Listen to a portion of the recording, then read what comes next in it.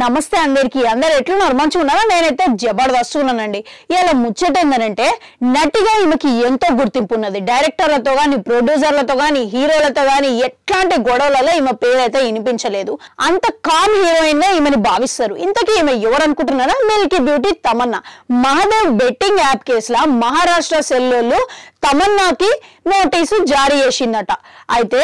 పేర్ play app ని promote చేసినందుకు గాను ఈమెకి నోటీసులు పంపిందట గత ఏడాది జరిగిన ఐపీఎల్ లో అక్రమంగా పేర్ ప్లే యాప్ ద్వారా ప్రసారం చేసిర్రని అందుకు కారణంగా వయోకం సంస్థకు కోట్ల రూపాయల నష్టం కలిగిందని చెప్పేసి కోర్టులో కేసు ఫైల్ అయిందనమాట అయితే ఈ నెలల 29వ తారీఖు నాడు కోర్టులో తమన్నా విచారణకు హాజరు కావాలని చెప్పేసి కోర్టు ఆదేశించింది అయితే ఇదే కేసులో బాలీవుడ్ నటుడు సంజయ్ దత్ ని కూడా కోర్టులో హాజరు కావాలని చెప్పేసి కోర్టు ఆదేశించింది అయితే బాలీవుడ్ నటుడు సంజయ్ దత్ ఏమో కోర్టులో కేసుకి హాజరు రాలేదు నేను విదేశాల్లో ఉన్నానని నేను హాజరు కాలేదని చెప్పేసి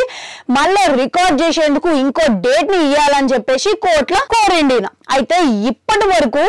ఎట్లాంటి గొడవలో సిక్కుకోలేదు మన తమన్నా ఇక